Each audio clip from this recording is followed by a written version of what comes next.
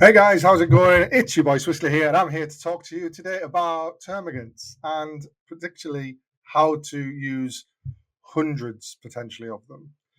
This is a really cool way of playing Tyranids. A lot of people will say it gives you a bad back, and it sometimes does. But let me tell you, I don't think you've had the Tyranid experience until you've played this type of army. It takes a lot of learning, and the things I'm going to share with you today are probably off the back of about 50 games in this style, and of course the wonderful work that's been put on the internet, which I'll put in the description below, by the likes of Sam Pope, who does multiple write-ups about how to play this style. And a lot of the information you're going to see today is essentially my internalization of that. And of course, the Alien Majesty, Eric Lazarus in Australia down there doing good work with Tyranids. So let's talk about it. Let's get into it straight away. You want to take between 60 and 140 gaunts. That tends to be termagants because they have a little bit of flexibility. Their output isn't as important as their OC. But of course, other options, Hormigants are really good. I've seen guys in Spain do really well with Hormigant spam. You can take Gargoyles. We saw that a lot more with Unending Swarm when that was good. You can see me play that list and win on stream with it from Glasshammer, I think a year ago, maybe 2 years ago. 10th edition's a little blurry for me right now. The most recent success that we've seen with this style of list is, of course, the one and only Sam Pope, who took 80 termagants. And that's kind of the list I'm going to try and talk to you about today, as I think it's a really good way of getting into this style. This list is not about tabling your opponents, it's about controlling space. It takes up around about 3 to 6% or something of the board in its own mass. Some skew lists can table you and are durable. Just see like what Knights were like when they were really, really good. This skew list is just trying to win the game on points. It's just doing it's doing one thing, is doing it real good. And you need to get good at that one thing if you want to play this army. The trick is you have to win the game by turn 5. I know you do that with any army, but this one, you really have to watch the scoreboard. You really need to understand how your primary game is looking so that you can kind of see by turn 3, okay, I've won. Some of the things that happen when you're playing this army is your opponent's realization that they're not playing a normal game of 40k. There's that moment when you see it in their eyes where they just kind of go, oh, I needed to do something completely different here. They're probably expecting you to be aggressive and kill things. That game I talked about on stream, I killed 4 scouts all game and I won by, I think, 8 points. However, your opponents probably will kill models in the triple digits. So that is exciting, and some people absolutely love that. Great. So who are the heroes of this wonderful list? Well, as I said before, it's usually termagants. They're going to need to survive, and this is how you do it. You're going to have friends for your heroes. Those friends look like Venom Throps to give -1 to hit in an aura. They're Tervagants to respawn models.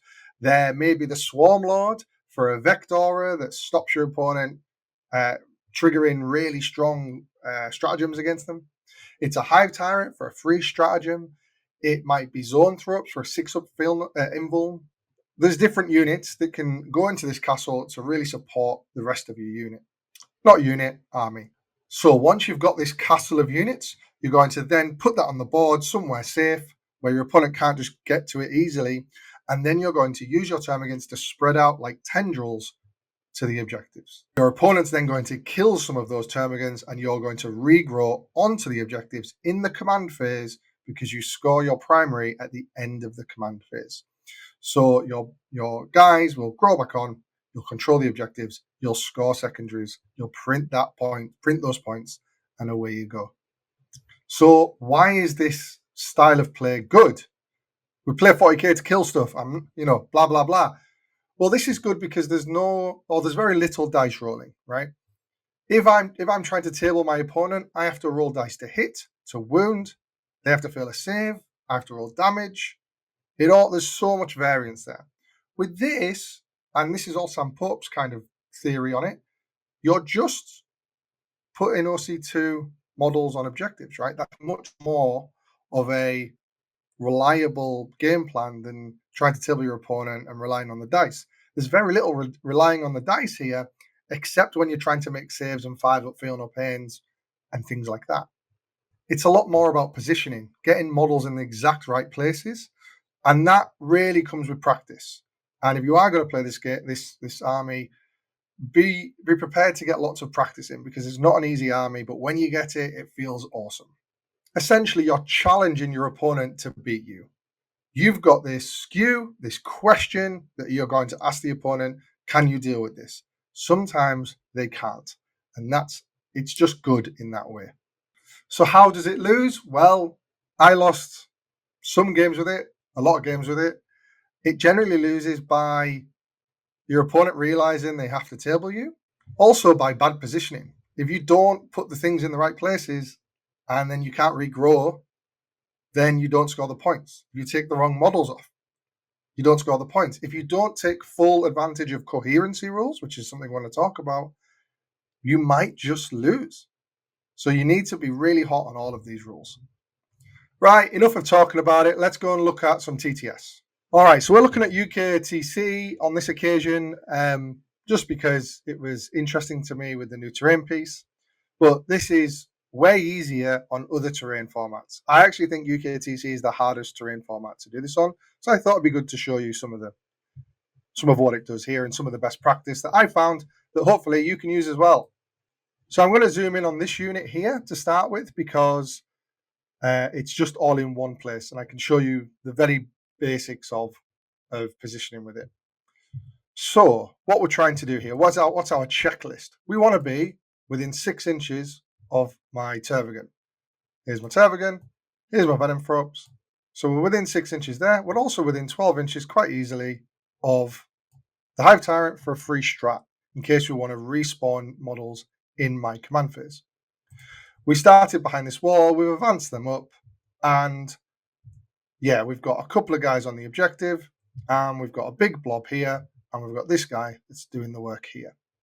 Now, of course, this might change depending on what your opponent's doing. If your opponent is all shooting, you might not want this guy here. But there are ways to get around that as well, so we'll talk about that in a minute. So we can look at my castle. The castle that I've chosen here essentially is Venomthrops, a Hive Tyrant, Termagant, and a Neurotyrant. So the Neurotyrant, you don't tend to see that on a lot of armies, but I think on UKTC it's really good because you can chuck synapse to things. And actually on UKTC, the hiding spots are not great. For example, this guy standing out in the open, you don't tend to see that on other terrain formats, but we can hopefully make it work here. So looking at this unit, we can see that I've twisted and turned it. This is the main unit isn't colored, and it's pulling all the way around here, right around here to this guy over there. And guess what? This guy is within 6 inches of the Termagant. That's great. This is my opponent's natural expansion, so they really don't want me bothering them on this. Again, on other terrain formats, you'll probably get an easier run than this entirely massive, ridiculous piece here. But you want to really hide, you want to really twist and turn, because there's more spaces to hide. If my opponent, for example, kills, has got line of sight of all of this here and that there, then there's a good chance that I probably just want to, I've denied their primary for this turn, I'll just pick this bit up. So then we'll pick those guys up if they die, and then I can just regrow in my command phase here within 2 inches of this guy, and then we just move and advance onto the objective, which is probably like an 8. Yeah, so maybe even a 7. Also, spreading out around pieces of terrain will help you screen. So if we look here, oops, I'm just going to move those boys back there. If we look at that screen there, your opponent wants to come in. Yeah, they're coming in nearly in their deployment zone. And pretty much you can be certain, or you can make it so that everything else is covered as well. So the rule of thumb here, just going back to this unit, the rule of thumb is when you lose models, take it from your blob. And this is a blob here. You generally have, your tendril strung out to an objective, and you remove things from the blob here. So that's it. If you can do that every turn, you've got lictors over here doing things. You've got units that can do actions and secondaries for you. Maybe you've got 3 exocrines to try and shoot things for kill secondaries. This is just the base of the army. I don't even know how many points this is, but you've probably got another 600, 700 points after what you can see here. Now, the challenge is, can your opponent stop you doing this? And yes, they absolutely can. They can definitely do that. The thing is, though, they usually don't shoot and charge you in the same activation. Let's have a look why. We've got our Ultramarines here. They're going to move out to there. And we've got their, for some reason in this game, allied Riptide. I just wanted to show something scary. Riptide scare me at the moment. And guess what? These guys want to charge this unit, get on that objective, take it off me. Maybe they've got Storm hostile objective. And this Riptide has got line of sight to that Termagant. If he shoots that Termagant, I'm going to take the ones off at the front. So then this charge becomes way harder, and they probably roll it, they probably fail, and maybe you can even squeeze a CP out of them. So they don't tend to shoot and charge at the same time, unless, of course, they're already very close and they're around here. Then, you've got a different issue ahead of you. There's different things you can do there to move, block, blah, blah, blah. So let's talk about getting shot. What I tend to do about armies that are shooting, for example, Tau, is I'll place my units on the edge of the objective, more so. And this is something, different. You'll do a bit of both in every game, but more so in shooting games, I'll stick them on the edge here. The reason is because they're not interacting with me on the objective. Therefore, if I can stay near the objective, I can regroup on relatively easy. Now we can see this naughty Riptide has stuck his gun around there, and he's got a line of sight of these Termagants. So, of course, you want to do some thinking when your opponent declares that shooting. Number one, what damage is it? If it's damage 1 and capable of one-shotting my unit, is it worth a stratagem like the 5-up Feel No Pain and Invasion Fleet? Maybe even go to ground if it's loads of AP, whatever, right? There's different stratagems in different detachments. But you might want to think, how can I make this unit survive? If it's damage 2, it's going to be harder and the calculation's a little bit different. The second question you want to ask is, what else can shoot this unit? So I've got here, I've accidentally put this Riptide here, which you can also see, or you can see that unit. Let's just say it can. So my question to my opponent is, hey, you're going to shoot that. Great. Can anything else see these guys behind? If the answer is no, then that's fine. Say this Riptide kills 10 Termagants. We'll take these guys, and then we'll take a bunch from here. And that's absolutely fine. And then in my turn, I can give them Synapse with the Neurotyrant by chucking a Neuraloid at them, and then regrow 2 units because they're in Synapse. And I've got the objective back. Look at that. Easy peasy. Another trick here that Sam Pope puts in one of his articles is don't remove the last model. Say, for example, this Riptide's about to kill, or it does kill, 17 Termagants. That is terrifying, right? So what I want to do is get rid of, or even like 10 Termagants. What I want to do is I want to get rid of these guys. I still want this guy here so I can regrow into the objective, but I'm going to lose a lot of bodies around here.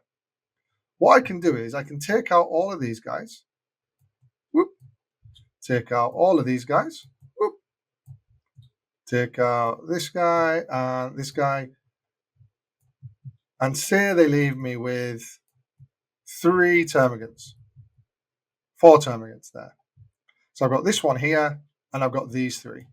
Because coherency rules state that I don't check coherency until the end of the turn, that's fine. That's totally a legal maneuver. The benefit of that to me is these Termagants, because they're still in a unit with this one, will still benefit from -1 to hit from the Venom Throps. So if there's a couple more shots to go in here, those 3 models are still going to get -1 to hit. That might just save that unit and help you respawn onto the objective in the next turn using the Neuraloid thing from the Neurotyrant. Now let's look at this light green unit. This light green unit I tend to use as a backup. If I was having 4 blocks of Termagants, this would be my backup. So I want them spread and intermingled with the other units so that if one of the units gets one-shotted or killed, the green unit can just step in and say, okay, we've got that job now.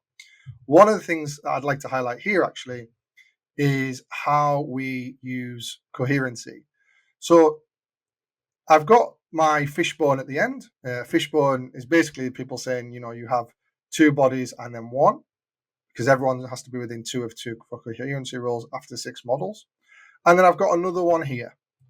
And I've got another one, I've been moving them around a little bit, but another one is essentially here.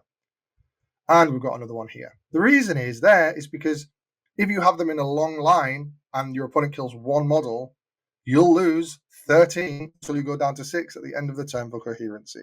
So having those little like triangles across your coherency, across your unit, will definitely help you not lose 13 models needlessly. So shooting, I think, is one of the things this army is really good against. Melee is a lot scarier, in my humblest opinion, but let's see what we can do against melee units. So this 5 intercessors are going to try and take me off the objective. And let's be honest, 5 intercessors is 20 attacks. We can do our quick maths and go, we're not going to get killed entirely by that unit because they hit on 3s, they wound on 3s, re-rolling because I'm on an objective, and -1 AP. So I've got a 6-up save. If I drop a 5-up, feel no pain, I'm probably going to get a lot of them alive. So with this unit, this 5-man, I'm not too fussed. I'm probably going to let them come at me, really, because I don't really care. I like them being on this side of the wall because maybe my exocrine can shoot them. So I don't want to push them away. I want them to come this side of the wall so that we can absolutely smash them in my shooting phase. However, the calculation gets a little bit harder if we double the size of that unit. So now we have 10 assault intercessors with 40 attacks, re-rolling wounds coming at me, right? That's a lot. So they've moved towards me. I now get a reactive move. What can I do with that reactive move? I could move away, right? So if I get a 6 on this reactive move, I might just move away and make that charge really hard. So let's roll it and see what we get. We get a 2. It's not a 6. So what's the best thing to do here? If the charge is a 4 and I'm going to make it a 6, I mean, there is a chance that that isn't great. Like that's, so let's have a look at what that looks like. We move back 2 inches and now we're here. So say these guys make their charge, they get in, say they kill all these guys here. I leave that guy there because I want to respawn onto the objective, but then these guys then just go 3 inches there, and all of a sudden I can't get as many bodies on the edge of that objective because of coherency. So what's the right thing to do? Well, in my opinion, I think it's actually to go towards them. So this is why I placed them at the edge of the objective to start with. Got a little fishbone there. All right, so if I rolled a 2, it might actually be better to move forward 2 inches, something like that. Even better, So then these guys go like that, like that, like that, like that, and then someone else comes around there. These guys make their charge and maybe go around here. Maybe they get that 6 again, they go around here. Get the idea. They kill all these guys again. I leave a guy there, and all of a sudden these guys are not as close. Maybe they go this way just to stay a little bit more. But this leaves me with a lot more space to move my guys onto the objective or respawn. So good to know, actually. One of the things that's really interesting to know is on average, you should respawn, if you use the Strat and the Termagant, 8 to 10 models. So if these guys are all OC1, which I think they are for assault intercessors, no, they're OC2. So if I can get the 10 on there, then we've taken the objective because I've still got that one there. Question is, does 10 intercessors kill Termagants? And that's the calculation you have to work out. So if it was me, I'd be dropping the 5 in that unit. So there's 40 attacks. We're going to hit on 3s. We're going to wound on 3s, re-rolling everything. So that is 23 wounds. I get a 6-up save. Okay, so I've saved 3 of them. And 5-up feel no pain. So I have, 7 Termagants left. There we go. That's just, yeah, that guy's there. And then all of a sudden, you've got your coherency. As it is, I've got 6 models exactly. Thank you very much, the dice gods. And I can still touch that objective if I want. When I respawn, it gives me all that chance of getting a few more bodies on there to auto-see them. So let's say we are playing take and hold just for ease. If we're doing all this nonsense over and over and over again, we can get 15 turn 1. And this is just a projection, so we're trying to see what we have to do to win. If we get 15 turn 2 and your opponent gets 5 because it's take and hold, and then turn 3 we get 15 again, then maybe they took us off one of the objectives, so we get a 10. They get a 10 maybe. Then they get another 10 because we're still there. We're putting exocrines on objectives to just try and stop them scoring. And then maybe, worst case scenario, we get a 5 because we still have our home. And then they get a 15 at the end of the game. We have won by 5 points on the primary score. And sometimes that's all you need, especially when you've got the secondary scoring ability of Tyranids. So what I look for when I'm doing this is, am I scoring the maximum for the first couple of battle rounds? If I am, then I can somewhat take a step back and holding them back from basically their turn 3 and turn 4 doing better than my turn 2 and turn 3. That's why this army is really good on games like take and hold, hidden supplies to an extent, as long as you can stop them being on any of the 4 objectives. Maybe terraform, it's also really good. What it's not good at is purge the 4, where actually having more objectives is not as powerful as it might be in this game. If I hold 3 objectives, my opponent holds 1, then I get 10 points more. If I hold 3, my opponent holds 1 on purge of 4, I get 4 more points. So it's not really ideal. This also probably changes in other games like supply drop. I haven't played this army on supply drop for a long time, and my head hurts even thinking about it. So guys, I hope this was really useful. It's a kind of a quick primer into how to use this army.